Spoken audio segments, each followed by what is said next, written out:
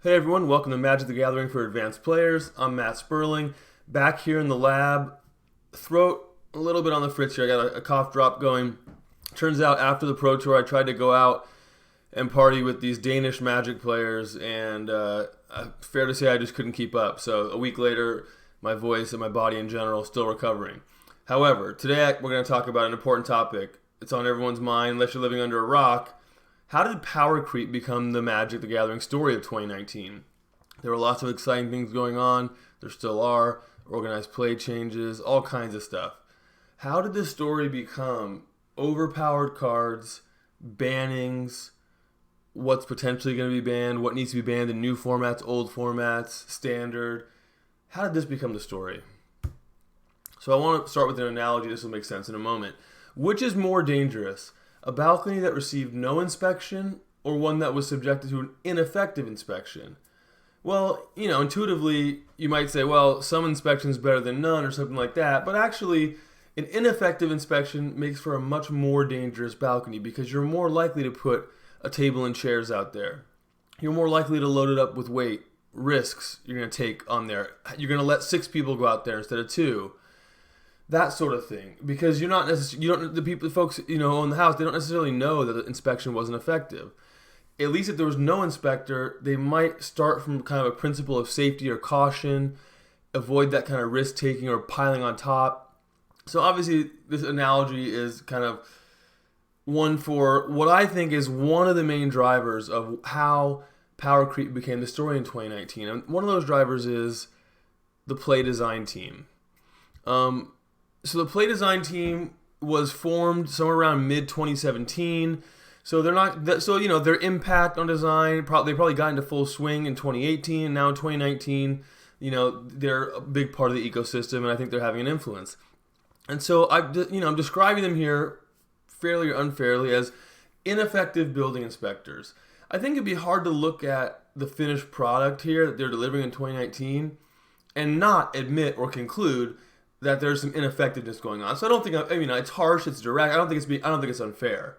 They're not effectively screening out these overpowered cards, and I think it's more than that. It's not just that they're this, the net that can't catch what's going on, but also I think others in the design team and the production teams and product teams and all the there's many inputs and many people that have to say what goes into the card file, what comes out, what gets printed. I have to think that people are kind of operating with a different level of confidence with this play design team, this lab they can send this stuff to get it vetted, quote unquote. So I feel like that ineffective building inspector analogy is a good way of thinking about potentially the influence of having not just nobody in that function, but a team that's not really being effective. And I want to note here that this task is really hard, right? I mean, it's not like was one person that's screwing up and I can't believe it. Can you believe it? It's not that. I mean, if you look, when they released a spoiler for the new set, I looked at the Throne of Eldraine spoiler and I thought that Torbrun, that dwarf, the 2/4 for 4 that doubles your, adds to your red damage, I thought that was a scarier, more risky card than Oko. So I'm not going to sit here and tell you, hey, if I was in the play design team, I would have killed Oko as soon as someone mentioned it. Like, I'm not going to here to say that. It's a really hard job. The other thing that makes it really hard, you're designing seat belts, not cup holders, meaning they've all got to work, basically. What do you call a 250 card set with 245 really well-balanced cards? Well, that's a disaster because you're going to hear about those other 5 cards every day for the next 6 months of your life if you're on that play design team.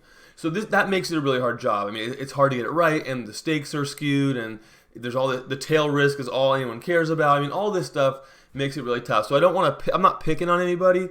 What I'm saying is that there maybe needs to be a different approach in not just what they're doing, certainly they should be tinkering, but also how others are viewing them as kind of a stopgap that's going to prevent these kinds of mistakes so they can take more risk, they can push the envelope. It's not just that they're not always going to catch everything, but, they shouldn't be asked to hit, 105 mile an hour fastball every day as far as what's being handed off to them. So let's talk about 2019. Let's talk about, what are some of the patterns, some of the trends? Don't forget the goose. I think some patterns pop out here. You've got 2 and 3 mana planeswalkers. You've got gold cards that are perhaps undercosted relative to their single color counterparts.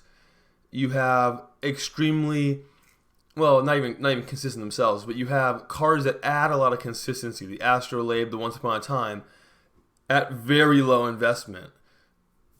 Astrolabe asks what of you? That you play snow-covered lands instead of regular lands? Well, there's basically no penalty for that. Once Upon a Time asks of you that I guess you can make green mana at some point, but you don't even have to invest a mana. So, very low investment, cards that yield a lot of consistency. That there's a pattern, we're going to want to be careful there. High loyalty planeswalkers, the multicolored ones listed, Narset, Karn, cards that have, there's kind of an assumption that if your opponent curves out, well, we don't want them to just be attacked to death, so we better put them high loyalty. But look, in older formats, people aren't just curving out with their 2 mana 2/2 or whatever. So these are really annoying to get off the board. They've got static ability. That was kind of a disaster in some respects, looking at Teferi, Karn, Narset. And then whatever the hell they were doing with Hagak and Veil of Summer. I mean, your guess is as good as mine. And the Gilded Goose is a 1 mana. The Gilded Goose is frustrating. Some of the 2 mana planeswalker, 3 mana planeswalker, the Gilded Goose, it's frustrating in the sense that, I mean, these are design lessons that are just known. Look, if you make a 1 mana ramp, it screws up how good the 3 mana cards are.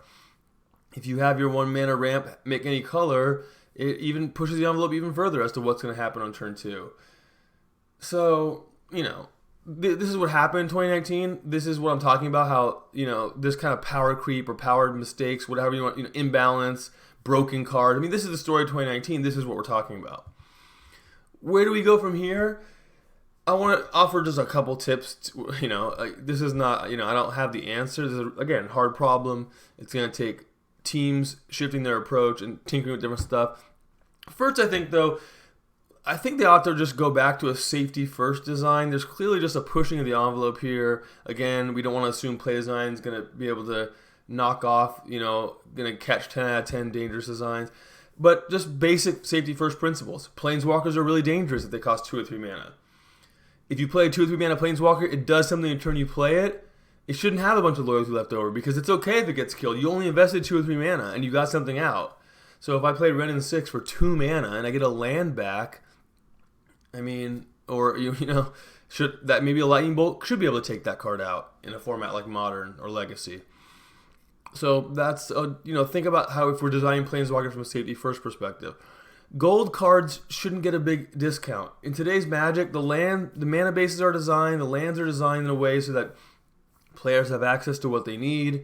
It's just not that hard to cast a Teferi that costs 1, a blue, and a white, compared to a card that costs like 1 and 2 blue. In some cases, it's easier to cast the 1 blue and a white. So don't give those gold cards a discount.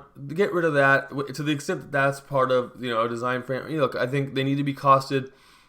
They're showing up on that turn. That's how they need to be costed.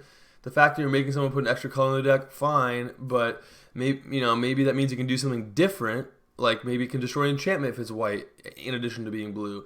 But it really shouldn't show up at a different part of the curve. And I think that's just a mistake that's come back to bite them a few times. 1 mana ramp changes the balance of every 3 mana card. Again, this is a lesson they've got to relearn. But so it's going back to safety first design. With color hosers, Veil of Summer, safety first design used to mean, well, it's allowed to be okay, playable, but it shouldn't oppress some other color because that feels pretty bad. And Veil of Summer, they disregarded that safety first kind of precautionary principle. And what happened? You got Veil of Summer. In terms of the talent, the folks working on the play design team, make sure you're rotating and cross-pollinating. What I mean by that, can you bring in some pros on a contract basis and have them play in the future league or something like that? And you know what? Forget about it creates some issues when they get early access. That advantage evaporates really quickly now. So what? If someone had seen Oko 3 months earlier and then would they really have had a big advantage in that first PT? I mean, yes, if it was done the week after release, but if you're not going to do that, you're going to give a couple weeks, people are going to catch up. So I think it's fine. And then you're rotating, let other pros get a chance, fine. And then cross-pollinate. So you're folks on your play design team who are there full-time, can they go shadow a pro team? Hear how they're talking, how they're learning, how they're studying, because maybe it's a little different than when they were on the tour. Just, you're going to make sure you're getting that rotation, cross-pollination. People aren't getting so stuck where if they've got a blind spot, that's a blind spot for 3, 4, 5 set releases. Hopefully, you want to avoid 2019 happening again. Focus on sales drivers other than raw power level. I know we have to sell boosters. I get it. You can't print a set that's all duds that nobody wants. However, it also can't just be, well, everything in the set costs 1 mana less than it should. That's how War of the Spark was sold, essentially. It just can't be that. So how do we use flavor to get people excited? How do we integrate with past themes, right? A new thing for the white weenie decks of the past, a new thing for the blue decks that integrates with what some commander decks are doing. I mean, like, how can we tie in with what people want and get them interested that way? How can we have a fun and healthy standard environment that gets people involved, even if the cards aren't pushed so hard that they're automatically legacy and vintage playable, right? Could I be excited about Oko with different numbers if it was just about doing something what I needed to do in standard? I think I could. Would that card sometimes have a home in an older format? Yes, in limited settings, not in every deck all the time like we see with Oko. So, I'm not here to say these are easy asks, or these are, if I'm going to snap my fingers and wow, everything's fixed. But we got to, I think, shift the focus a little bit and be very careful about doing the opposite of this stuff just because maybe it leads to some easy wins and maybe some boosters falling off the shelf. And look, it's just like anything else. I agree that if you're not sometimes banning a card, it probably means you're not pushing the envelope enough. On the other hand, if you're never releasing like a dud set, like you just release 12 sets in a row and they're all just amazing high power level, that's a similar. I mean, you're probably pushing the envelope too much. That power creep is going to show up. It's going to bite you. You're probably, when you use power creep like that, you're probably like stealing stuff from 2 years from now because it's going to be even harder 2 years from now to hit the ball out of the park again, and it starts to ramp up. So some sets are going to have to be a little bit lackluster when it comes to legacy playability, EDH playability, that sort of thing. So risk exists on both sides of the spectrum. You can't play it safe. You can't play it super, super aggressive every single time. You got to find that balance. And just here a couple tips. But I'm rooting for them. I had fun in 2019. It's not like the sky's falling, but I think there's a lot of misses that had a huge impact. So that's the story. And if they want it not to be, they're going to have to refocus. Okay. If you like this type of content, discussions about Magic, sometimes I'm going to go into strategic decisions, how to play. Did that earlier in the week with my bluff video. Sometimes I'm going to go with this, do a little bit of design, a little bit of advanced kind of theory, thinking about the game. If you like this type of stuff, subscribe to the channel, hit that little alert. You'll get an alert when the next video goes up. Appreciate the support.